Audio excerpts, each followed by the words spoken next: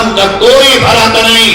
जितना शौक, जितनी ताब और जितनी शिद्दत तुम्हारे दिल में काबे के इमाम की ज़ियारत की हो, और जो यकीन उसकी ज़ियारत पे तुम्हारा सवाब का हो, यही शिद्दत, यही शौक, यही तड़प तुम्हारे दिल में अपने मस्जिद के इमाम और मोहल्ले में रहने वाले आलिम दीन की ज़ियारत कभी पैदा हो जाए तो बहुत से मसाइल यूं अपने आप तुम्हारे हल हो जाए। आलिम ने फर्क कर दिया, ये तो नेताओं वाला काम हो गया। हमारे आपके यहाँ बड़ा आलिम बड़ा हो गया, छोटा भाई। अल्लाह के नबी ने ये कहा कि उलमा की ज़ियारत में बड़े हजरत की ज़ियारत का ज्यादा सवाब। अरे हमारे नजदीक तो वो आलिम जो गांव में मकतब खोल के बैठा हो, जो 24 घंटे पढ़ाता हो, जो रब के कुरान की खिदमत करता हो, मेरे अजीजों, वो हम जैसे मोहतमीमों से करोड़ों अरबों खरबों गुना ज्यादा अफजल है कि वो अल्लाह के कुरान को रातों दिन खिस खिस के पढ़ाता है। चीजें कभी कभी नाकदरी की वजह से छूट जाती हैं, कभी कभी इस एहसास के पैदा ना होने की वजह से घर की मुर्गी दाल बराबर हो जाती है। अगर गांव में कोई डॉक्टर बैठ जाए और 20 रुपए का पर्चा हो और बड़ा अच्छा डॉक्टर हो, क्यों भाई कि 20 रुपए का पर्चा, इसकी क्या कदर करनी है? उसी के बराबर बैठे बदअखलाक भी हो और 500 रुपए का पर्चा, भीड़ लग रही है, जांचें भी करा रहा है। यही हाल हमारे मौलवियों के साथ आपने कर रखा है। जो मौलवी मुसाफा करने को तैयार नहीं, जिसे वक्त नहीं, जिसके पास तुम नहीं जा सकते, वो तुम्हारे पास नहीं आ सकता, उसके तो पीछे पीछे फिरो। और जो तुम्हारे यहां 24 घंटे बैठा है, उससे दीन सीखने तैयार नहीं, उससे हिसाब मांगते फिरे कौन कि 2 हिसाब, ये करो वो।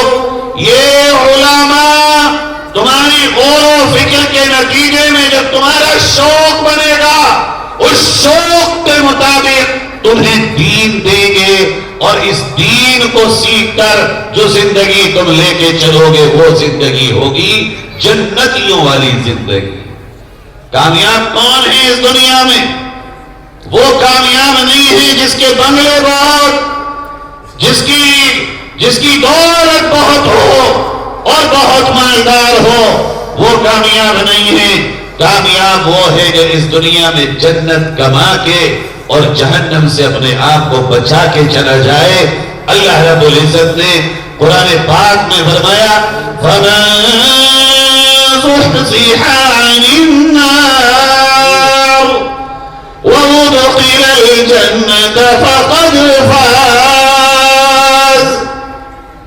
देखो, जो दुनिया में जन्नत कमा के चला जाए और जहन्नम से अपने आप को बचा के चला जाए, ये है कामयाब। कामयाब वो नहीं है जो दुनिया के एतबार से सिर्फ और सिर्फ तरक्की करता हो, बल्कि दुनिया के साथ साथ जन्नत भी कमाता हो और जहन्नम से बचाता हो। ऐसा शख्स कामयाब है। आइए दूसरी मंजिल पे मैं लेके चलूं आपको। पहले काम के बाद कुछ काम है समाजियात में करने के। नमाज आप पढ़ते हैं सो पढ़िए और पाबंदी से पढ़िए। जो भी काम फराइज वाले हैं वो भी करिए, मगर कुछ काम वो हैं जो समाज के ढांचे को मजबूत बनाने वाले हैं। मैं वो आपके सामने रखता हूं। इरादा करिए इंशाअल्लाह कि अमल करेंगे, अमल करेंगे इंशाअल्लाह। एक साहब का मेरे पास फोन आया, कहने लगे मौलवी साहब तुम्हारी तकरीरें जितनी नेट पर पड़ी हैं सब सुन ली, अब कोई और भेजो। मैंने कहा अच्छा सब सुन ली कि हाँ, क्या कोई नहीं भेजो? तो मैंने सब सुनने के बाद किसी एक बात पे भी अमल की तौफीक ना हुई। इसका मतलब ऐसे ही हो गया जैसे किसी गाने सुनने वाले को गाने का शौक है और तुझे तकरीरें सुनने का शौक है। अरे अमल के लिए तो एक पर पूरा अमल कर ले, फिर दूसरे को हाथ लगा ले।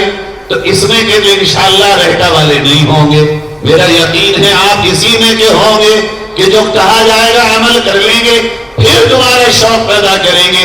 अमल की जिंदगी बेअमल जिद्दोजहद से एक लम्हा भी काफी।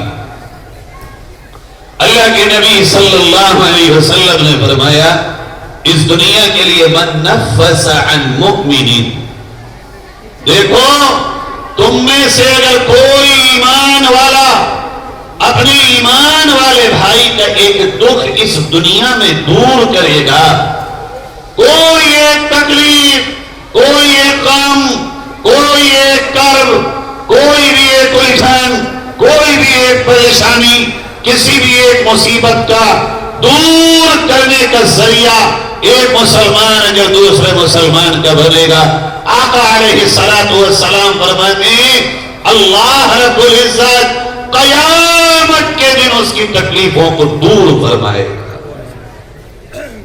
گویا اگر ہم کسی کے کام آ رہے ہیں یہاں تو معاملہ کس سے ہو رہا ہے، اس پر غور کریے۔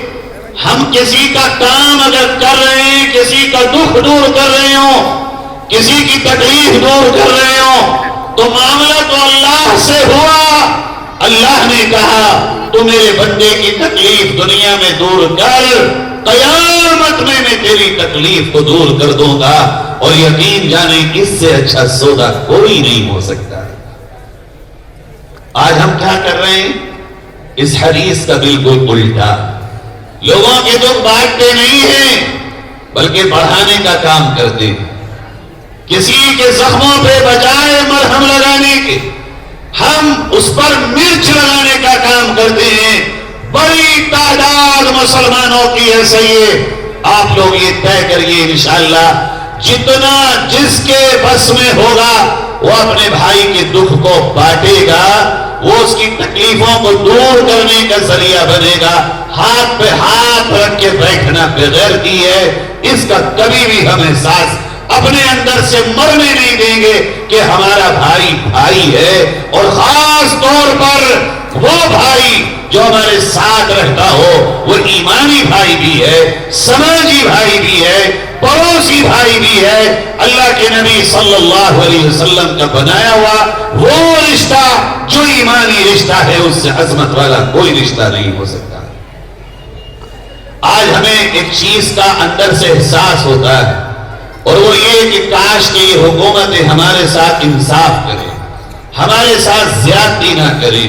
یاد رکھیے وہ تو رہی حکومتیں اور وہ رہا ان کا معاملہ، مگر ہم کیا کر رہے ہیں اپنے ساتھ؟ ہم ہیں اپنے بھائیوں کے غموں میں شریک، مسلمانوں ہی میں آپس میں مقدمے، آپس میں لڑائیاں، آپس میں جھگڑے، کچہریوں میں، تھانوں میں کون ہی ایک دوسرے کے خلاف لڑ جانے والا۔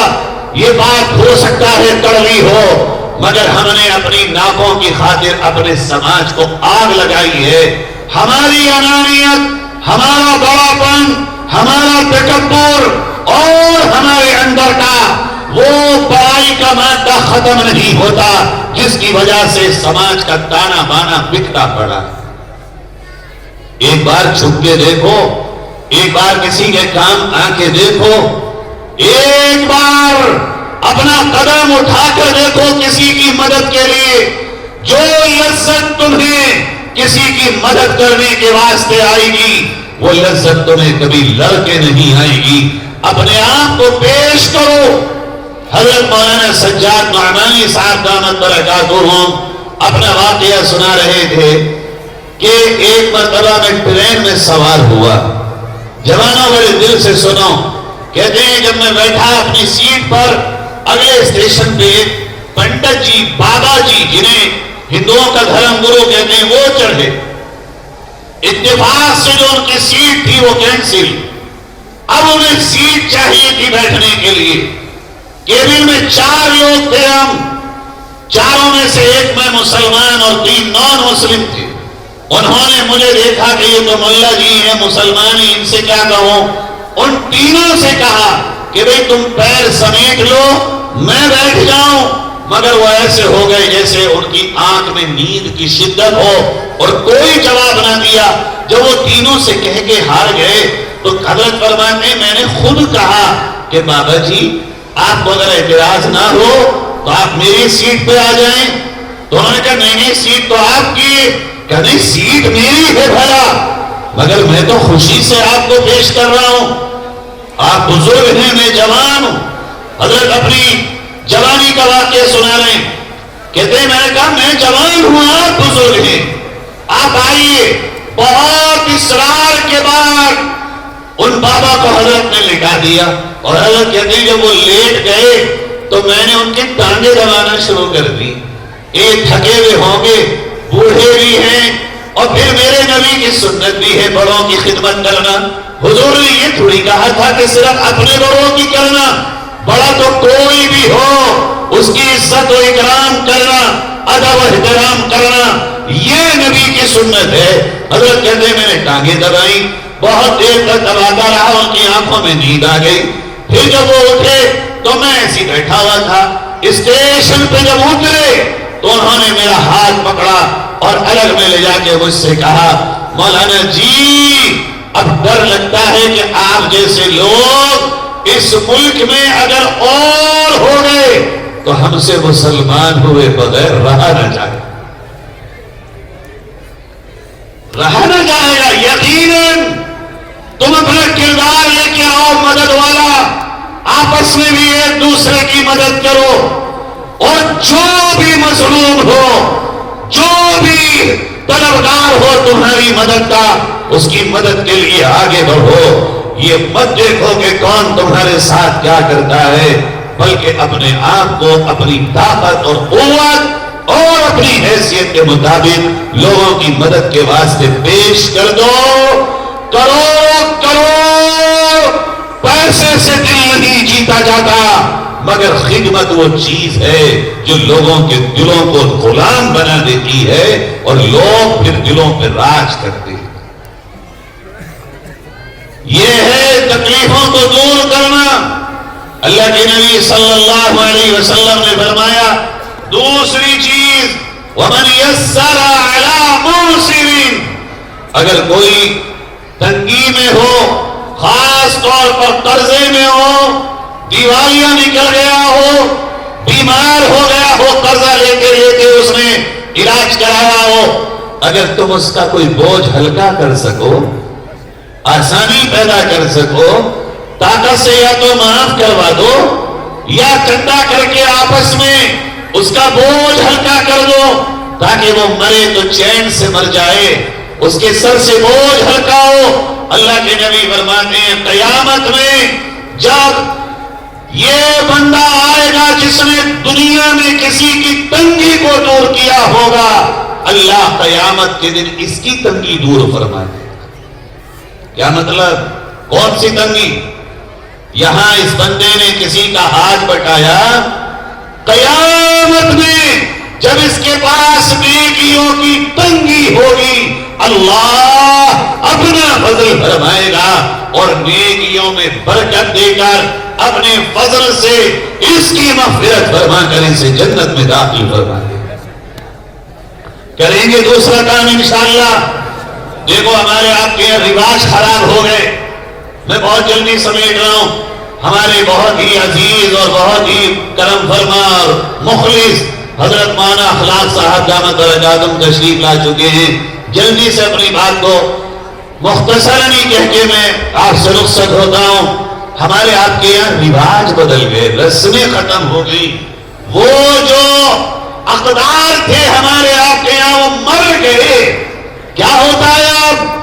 ہمیں آپ نے بچپن میں دیکھا تھا جب کوئی بیمار ہوتا تھا تو لوگ خیریت کو جاتے تھے اسپتال میں، گھر میں، تو جس کی جو حیثیت ہوتی تھی ہدیے میں 20 روپے 10 روپے 100 روپے 50 روپے دے کے آتا تھا.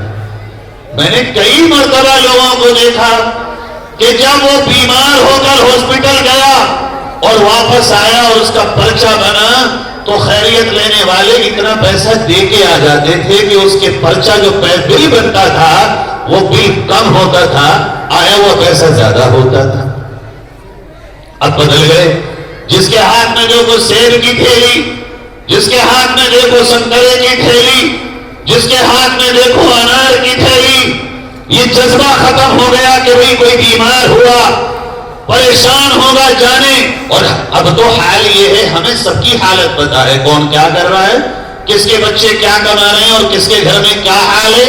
اگر ہم یہ طے کر لیں کہ اس طرح بیمار ہونے والوں کا ساتھ دیں گے، جائیں گے، خاموشی سے سنت کی نیت سے ہدیہ دے کر کے چلے آئیں گے، تو وہ پریشانی جو کسی ایک گھر پہ آتی ہے آئی ایک گھر پہ ہوگی، مگر سب دور کرنے میں حصے دار ہوں گے، اور اللہ اس کی برکت سے جانے تمہیں کیا نواز دے گا۔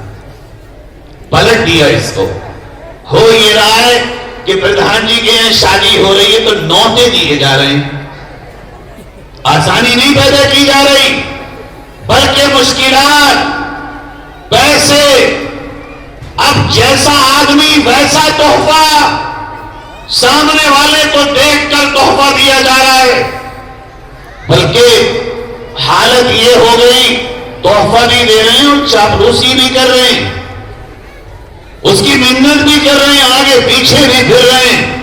ارے جو پہلے سے مالدار ہے اسے تم کتنا بھی دے دو تمہاری کوئی اوقات نہیں سمجھے گا۔ وہ ایک ضرورت مند کو ضرورت کے وقت اس کے ہاتھ پہ تھوڑا سا تعاون رکھ کے دیکھو، یہاں دل سے دعائیں نکلتی ہیں، دل سے۔ یہ شادیوں کے وقت کی رسمیں یہ آسانی نہیں، تنگیاں ہیں، جہیز، لمبی لمبی بارات، بڑے بڑے کھانے، اور پھر سونے پہ سہاگا، ناچ گانے، ڈی جے باجے۔ یہ تو نبی کہہ رہے ہیں حدیث میں آسانی پیدا کرو، جو تم بھائیوں میں ایک کے لیے آسانی پیدا کرے گا۔ مثال کے طور پر اگر اس گاؤں کے نوجوان کھڑے ہوں کہ اس گاؤں میں ڈی جے نہیں بجے گا، باجا نہیں بجے گا، ڈانس نہیں ہوگا، ہیرے نہیں ناچیں گے، یہاں کسی بھی طرح خلاف شرع شادیوں میں کام نہیں ہوگا، اگر ہوگا ہم روکیں گے جا کر، تو یہ اس حدیث کے مطابق اس گھر والے سے جھگڑا نہیں، اس کے لیے مصیبت نہیں، بلکہ تم اس کے لیے اور پوری قوم کے لیے آسانی پیدا کرنے کا باعث کرو، اور اس کا ثواب ملے گا۔ خالی یہ سماج سدھار نہیں ہے، یہ نبی علیہ السلام کی منشا کے مطابق کام ہے کہ ایسا کوئی بھی کام جو سماج کو کھوکھلا کرتا ہو، لوگوں کو مصیبت میں ڈالتا ہو، پریشانیوں کا باعث ہو، اسے روکنا عین عبادت ہے، عین عبادت ہے، اور اللہ اس کا دونوں جہان میں تمہیں اجر بھی عطا کرے گا۔ کیا ہو رہا ہے؟ میں آپ سے ایک ایموشنل بات کہہ رہا ہوں، جس آدمی کو اپنے یہاں شادی کرنی ہوتی ہے، ذرا غور کر لے، وہ آج تو اس کے پاس پیسہ ہے، دے دے جہیز، چل بنا لے سونا، بجا لے باجا، کر لے گاجا جو تجھے کرنا ہے، مگر کیا تیرے پاس کوئی پٹا ہے کہ تیری آنے والی نسلوں میں یہ دولت باقی رہے گی؟ یہ جو تمہارے میرے گھروں پہ کبھی کبھی کوئی عورت آتی ہے کہ بھیا بیٹی کی شادی ہے اور 20 آدمی آ رہے ہیں، کھانا بنانے کو بھی کچھ نہیں ہے، چاول دے دیتے یا کچھ مدد کر دیتے، کیا تمہیں یہ پتا ہے کہ ہمیشہ سے نسلوں سے یہ فقیر ہے، ہمیشہ سے یہ غریبی ہے، اس کے اوپر کوئی مالدار نہیں رہا ہوگا، کبھی اس کے گھر میں اس کے اوپر آبا اجداد میں کسی پہ دولت نہیں رہی ہوگی، ہو سکتا ہے وہ کسی بہت امیر کی نسل سے ہو، آج حالات کی مال میں اسے یہاں لا کے کھڑا کر دیا ہو، اور یہ ہوا ہے۔ دل پھٹ جائے گا اگر میں تمہیں واقعہ سناؤں۔ خلافت عثمانیہ کے سقوط کے بعد جب امیر المؤمنین اور خلیفۃ المسلمین کہہ لو عیال کو گرفتار کر کے ساری دنیا میں بکھیر دیا، اور طیب اردوغان وہاں کے صدر وزیر اعظم بنے، پھر صدر بنے، اب آنے کے بعد انہوں نے اپنے وزیر اعظم سے کہا کہ جاؤ خلیفۃ المسلمین کے خاندان کا پتہ لگاؤ کہ یہ کہاں کہاں ہیں۔ وزیر اعظم ڈھونڈتے ڈھونڈتے فرانس پہنچے، اور فرانس میں جا کے جب معلومات کی تو پیارو تمہارے کلیجے پاش پاش ہو جائیں گے۔ وہ ایک ہوٹل میں گئے، اور ہوٹل میں جانے کے بعد ایک بوڑھی 90 سالہ خاتون کو برتن دھوتے دیکھا، ان کے پیروں پہ گر گئے اور جا کے کہا امی جان معاف کر دیجئے، ہم آپ کی وہ اولاد تھے جو آپ تک پہنچ نہ سکے. معلوم یہ ہوا کہ وہ خلیفۃ المسلمین عبد الحمید المعظم الثانی کی بیٹی اور لخت جگر ہے جو اس وقت سے لے کر اس طرح اپنا پیٹ پال رہی. ارے تم کیا سمجھتے ہو؟ وہ جو آج اس کا حال ہے کل تمہاری نسل میں ہوا تو کل تمہاری پوتی پر پوتی نواسی پر نواسی اگر کسی کے گھر پہ پہنچی تو یہ ابھی ترکی میں زلزلہ آیا، میگزین میں ایک واقعہ لکھا گیا کہ وہاں ایک صاحب مکان میں رہتے تھے، مکان مالک کسی اور ملک سے آیا ہوا تھا. اس مکان مالک سے کرایہ دار نے کہا کہ حضرت حالات میرے تنگ ہیں، کچھ کرائے میں کمی کر دیجئے. اس نے کہا بھائی کرائے میں کمی کروں گا تو سب کو کرنا پڑے گی، لہذا اگر تم رہنا چاہو تو ٹھیک ہے اور کمی کرانا چاہتے ہو تو رورل ایریے میں چلے جاؤ، وہاں رہ لو. اچانک زلزلہ آیا، زلزلے آنے کے بعد وہ پورا علاقہ زمین دوز ہوا، لائنیں لگی کھانا بٹنے کی، پانی بٹنے کی، رسد اور راشن کی تقسیم کی. واقعہ لکھتا ہے رپورٹر کہ وہی آدمی جو کرایہ دار تھا وہ کھڑا ہے اور آگے اس کے صاحب کھڑے ہیں. انہوں نے جب پلٹ کے دیکھا یہ کرایہ دار ہکا بکا رہ گیا کہ یہ تو میرا وہی مکان مالک ہے جس سے چند دن پہلے میں کرایہ کم کرانے کہہ رہا تھا اور آج حالات نے مجھے اور اسے ایک ہی جگہ لے جا کے کھڑا کر دیا. آج یہ بھی ہاتھ پھیلائے بھوک مٹانے کے واسطے راشن کے انتظار میں ہیں اور میں بھی ہاتھ پھیلائے بھوک مٹانے کے واسطے راشن کے انتظار میں ہوں. عزیزوں خواب غفلت سے باہر آؤ، لوگوں کے لیے آسانیاں پیدا کرو، ایسی شادی کرو، ایسی شادی کہ تمہارے خاندان میں سب سے غریب آدمی بھی اس جیسی شادی کرنے کی طاقت رکھتا. یہ آخری بات سنیے، کیسی شادی؟ یہ 5 انگلیاں کبھی برابر ہوتی ہیں؟ بھائی نہ تو بھائی برابر نہ بہنیں برابر. یہ دیکھ لو کہ تمہارے خاندان میں سب سے غریب کون ہے. جو تمہارے خاندان میں سب سے غریب ہو اس جیسی کم سے کم اس دور میں جائز نہیں کہہ رہا ہوں، میں کہہ رہا ہوں کم سے کم اس دور میں اس حالت پہ آ جاؤ کہ وہ شادی کرے. حالت یہ ہے کہ جب ایک کے گھر شادی ہوتی ہے تو کئی گھروں کے بچے روتے ہیں کہ چونکہ آج ان کے تاؤ کا بچہ جو کپڑا پہن کے جائے گا اس کے باپ کے پاس اتنے پیسے نہیں ہیں کہ وہ اس جیسا کپڑا سلوا کر کے دے. شرم آ جاتی ہے، بعض مرتبہ بچوں کے دل ٹوٹ جاتے ہیں اور بعض مرتبہ بچوں کے کہنے سے ماں باپ کے دل ٹوٹ جاتے ہیں. اللہ کے لیے ان شادیوں پہ کنٹرول کریے، ان کو سنت کے مطابق بنائیے اور اس کے لیے کمیٹیاں تشکیل دو.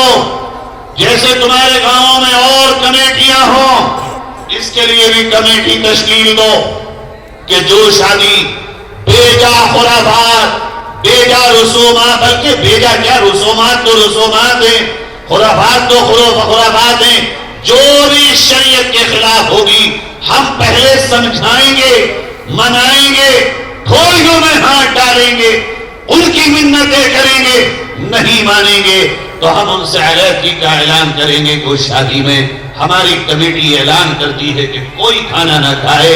جو آدمی بات سے نہ مانے پھر اسے سختی سے مناؤ.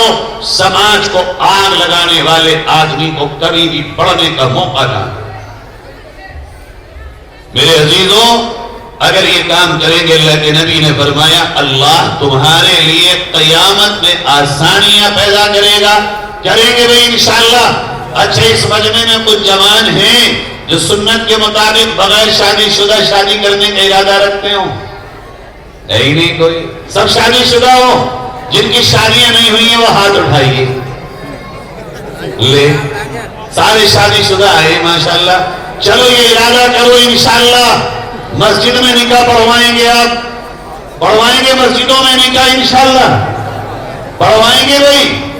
مسجدوں میں نکاح ہو، سادہ اور سنت کے مطابق شادی ہو، سادہ اور سنت کے مطابق شادی اور نکاح. شادی ہو گئی، کھانا کھا کے سب چلے گئے، نکاح میں 2.5 ہڈیاں رہ گئی، پتہ ہی نہیں ہے نکاح ہو رہا ہے یا نہیں ہو رہا ہے۔ نکاح ہی تو اصل ہے، اسی کے لیے تو ہے سب کچھ۔ نکاح کو اصل بناؤ، نکاح کی اہمیت کو جانو، نکاح کو پہچانو، کیا مقام ہے اس کا، صحیح رخ پر آ جاؤ پیارو۔ اللہ تعالی ہماری آپ کی مدد کو تیار ہے اگر ہم 4 قدم چلنے کو تیار ہوں انشاءاللہ۔ ارادے کر لو کہ سنت کے مطابق کرو گے، کر لو اللہ کے لیے انشاءاللہ۔ کرتے ہو ارادہ؟ میرے 2 بیٹے، میں ارادہ کرتا ہوں سنت کے مطابق شادی کروں گا۔ آپ میں سے کون کون ارادہ کرتا اپنے بیٹوں کی سنت کے مطابق؟ کون کون کر رہا ہے سنت کے مطابق؟ سنت کے مطابق ارادے کر لو انشاءاللہ۔ ماشاءاللہ ابا جی کھڑے ہو گئے، کرو بھائی ارادے، مذاق کر رہے ہو اللہ کے بندو؟ حدیث سنا کے میں جا رہا ہوں تمہیں، سنت کے مطابق شادی کرنے کا ارادہ کرو، کرو ارادے۔ ارے یہ تقریر سے کیا فائدہ، ایسے سنا پڑھا مزہ آیا، مولوی صاحب بڑے اچھا بولے، یہ سننے تھوڑی ہے۔ ارادے کرو، تم ارادہ کرو گے مدد اللہ کرے گا انشاءاللہ۔ کرتے ہو ارادہ؟ اٹھاؤ ہاتھ، اٹھاؤ اور اٹھاؤ اور اٹھاؤ۔ ماشاءاللہ ہو گیا کامیاب۔ اب سنو، نبی نے فرمایا جو مجھ سے محبت کرتا ہے اس کی محبت کی علامت یہ ہے کہ وہ میری سنت پہ عمل کرے گا، اور جو میری سنت پہ عمل کرے گا کان معی فی الجنہ، قیامت میں میرے ساتھ جنت میں جائے گا انشاءاللہ۔ اللہ رب العزت ہم سب کو عمل کی توفیق نصیب فرمائے۔